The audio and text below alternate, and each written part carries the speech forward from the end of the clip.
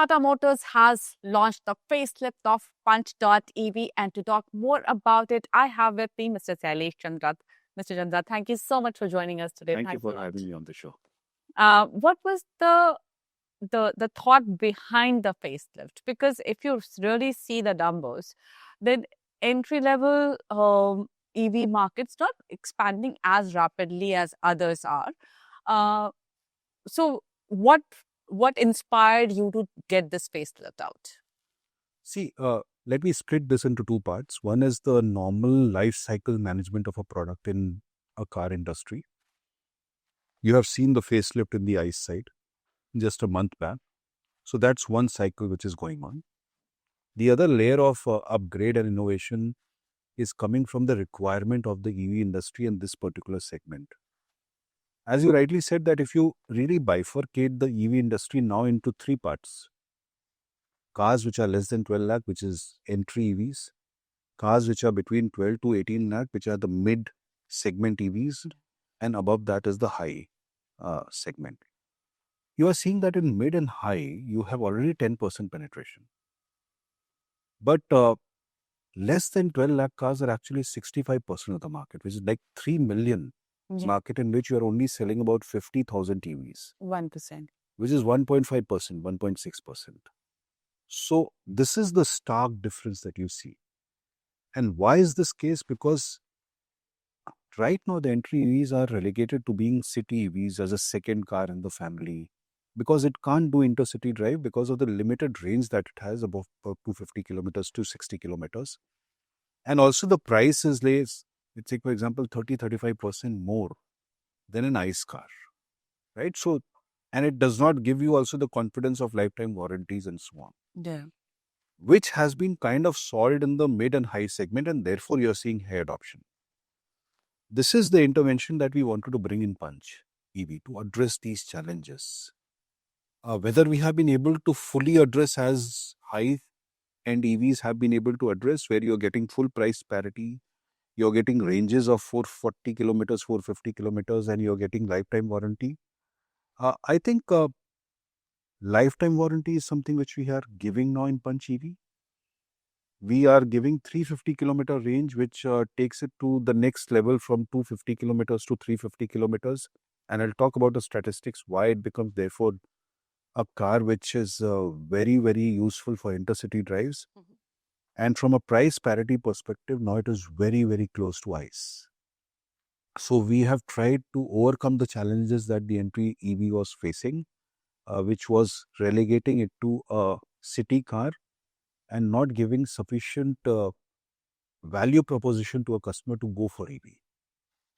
Now, whether I said why 350 kilometers is sufficient, because when we did the survey of intercity drives in the country, we saw that median intercity drive in the country is only 180 kilometers. And 90% of the people are doing less than 400 kilometer intercity drive. Okay. So therefore, 350 kilometers is a very usable range. And you would have seen 2-3 videos that we have posted on the internet, you know, from Bangalore to Chennai and from South Kerala to North Kerala and Delhi to going to the hills with the family and all show that in EV today you can do those kind of use cases in a Punch EV, I'm saying. So therefore, this is the next level of disruption that we are bringing in entry segment, and that has been the rationale.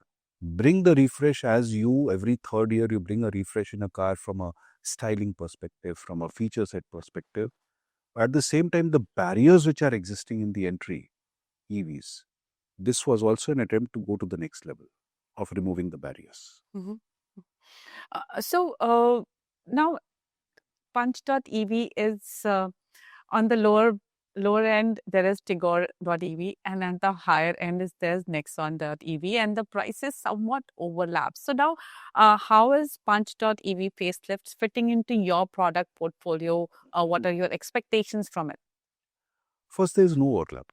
These are very discrete price points. You know, Tiago is starting at 7.99 and going up to say 10 lakh, 10.5 lakh. Only slight overlap you will see versus Punch EV, and then where Punch EV ends is where Nexon EV starts. And the sizes are also very different. So therefore, there is hardly any overlap between these cars. There will always be a bit of cannibalization, but broadly, these are very distinct category of cars. My question is not so much from cannibalization perspective because there is long range, mid range, and all that changes. My question is in terms of your strategy. Where does Punch.ev stand in your product portfolio? How It significant absolutely it is? sits between the Nexon and the Tiago. From a range perspective, from the combination of range, price, and size, it sits in between the two. And what are those significant changes that you think that Punch.ev has gone through, which will make it a little bit more attractive than the outgoing Punch.ev? The range has increased. From a 34 kilowatt hour battery pack, you have increased it to 40 kilowatt hour. We have been able to give lifetime warranty. The charging speeds have increased. You can do 20 to 80% in 26 minutes. You can do a 135 kilometer top up in 15 minutes as you are having tea, and I already talked about lifetime warranty, and the price is even more compelling than the outgoing Punch. Now, one of the biggest challenge for EV market is people's idea that the resale value is not good, and it has its own challenge. First of all, lots of benefits that the first owner gets, the second owner does not get those benefits. Second is there is no standardization of battery health measurement, because of which a layman does not know what benefit what is the health of the battery and how much, because battery becomes a very significant portion of the cost of the product. uh, so what steps are you taking to make sure that that this resale angle also gets a little bit of gives a little bit comfort to the customer? Yeah, I think that's a very fair question. First, you have to give confidence on the battery pack. So for the first owner, clearly you're getting a lifetime warranty. So that gives a lot of confidence.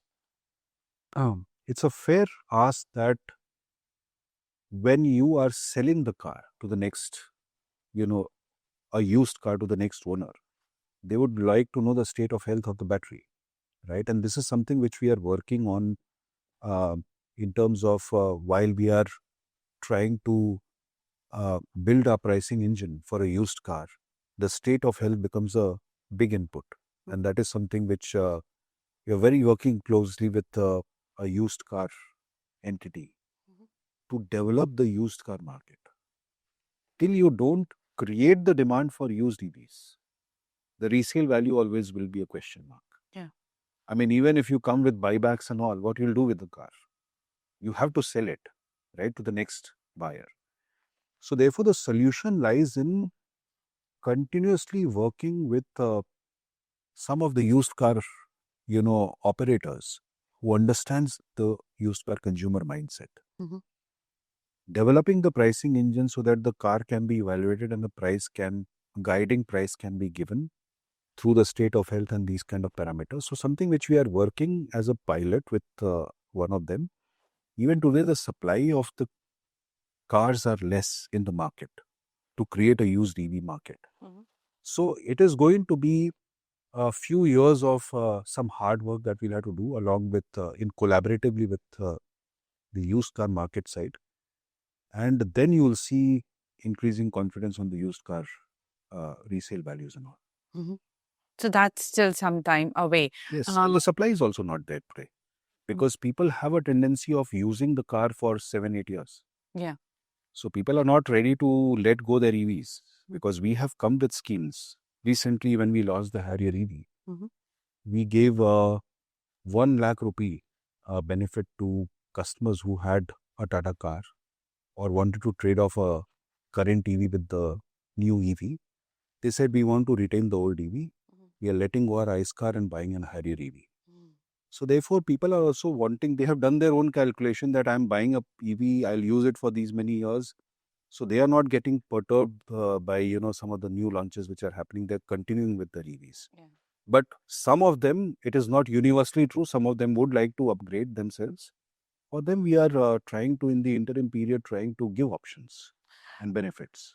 Earlier I was having a chat with some of your management team, and I know that a lot of software updates have happened, lots of hardware update has happened. So there's significant improvement that has happened in Punch.ev. Uh, so what is are you able to make money in this segment? Because as I said that first of all, it's a tough segment. Then it is a segment which is not growing as much as it was expected.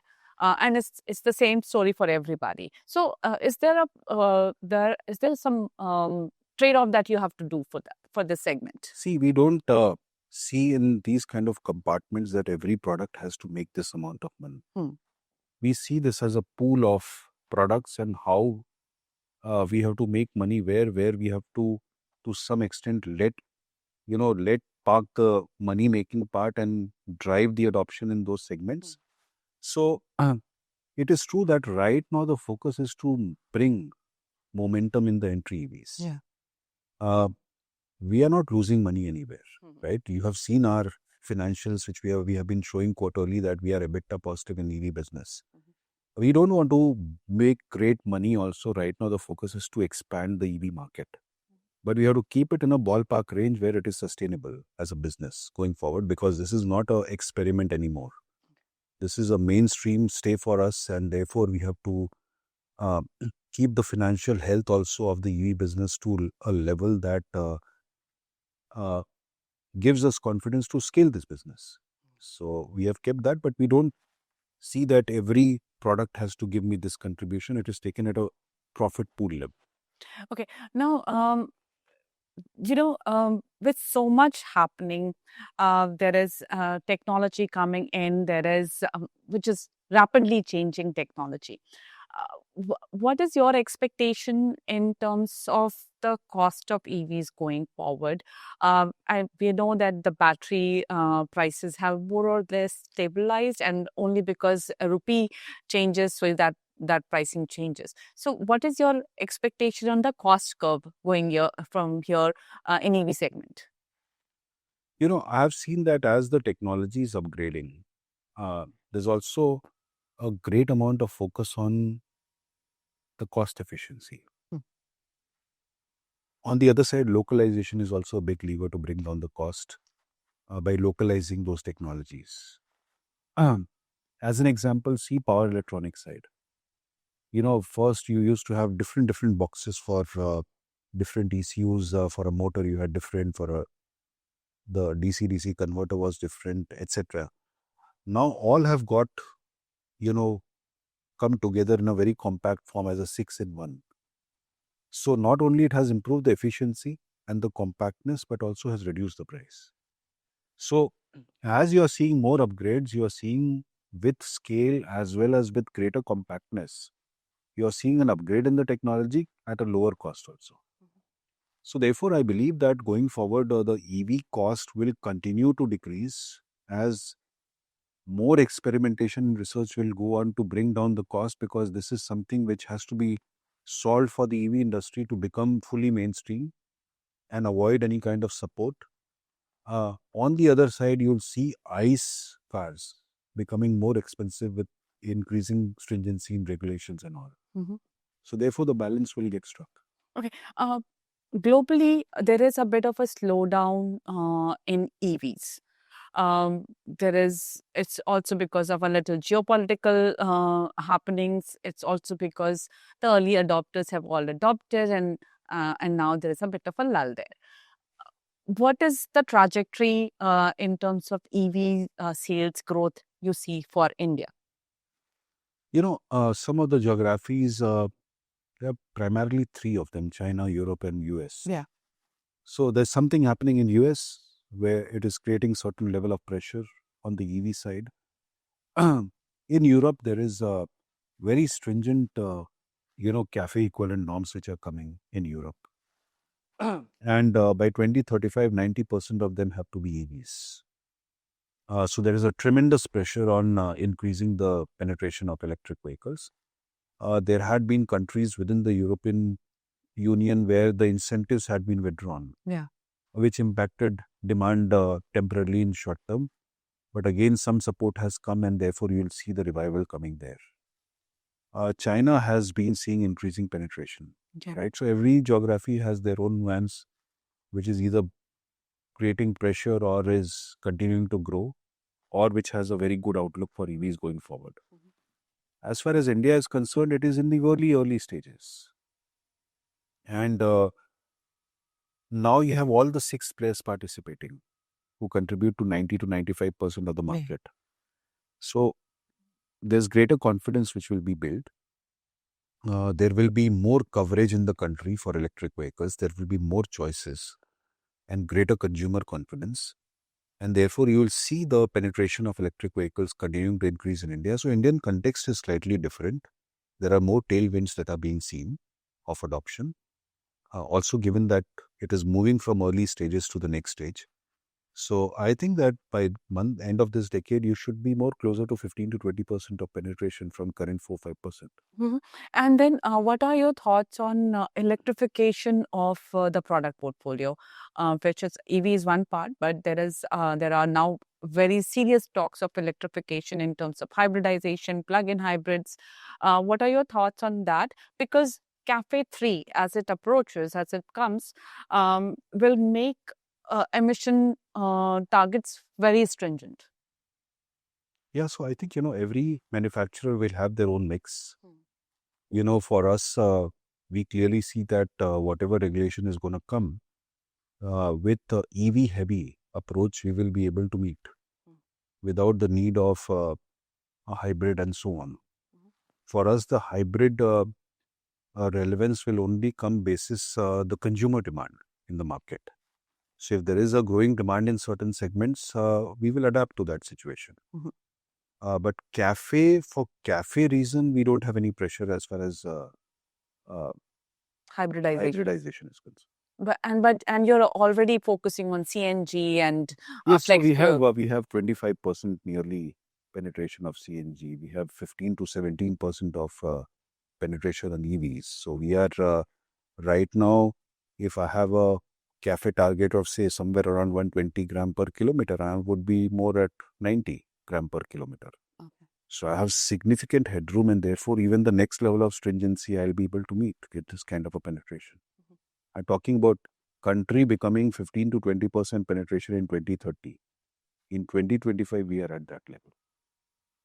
Okay. So, last few months have been very active for Tata Motors. You have there have been slew of launches. So now, for the rest of 2026, can we expect more, or you gonna let the products settle down a little bit? I'll meet you more this stage. So that's what I can say, and that's the answer. More There's than going to happy. be a Yes. strong product cycle this calendar year. There will be multiple launches in the coming months and quarters. Okay. And then let me just ask you this also. What's happening on Avinya? There's no change. Basis the last interaction we had, we said by 2026 end, we are going to come with this product. That's the only last update that we had given, and that stays as of now. All right. Thank you so much, Mr. Chandra, for taking time out and speaking to us. Thanks a lot.